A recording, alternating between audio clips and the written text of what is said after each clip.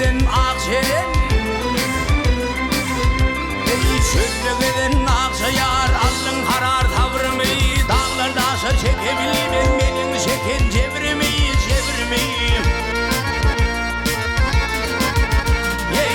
Yemkenin el vermen kasıp yürüsün doğurmayı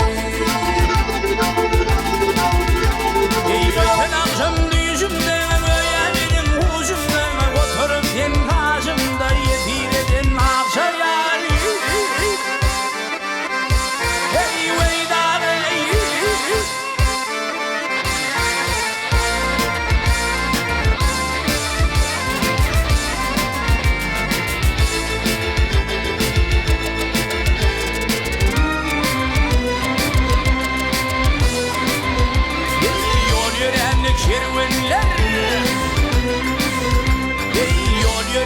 Şirveller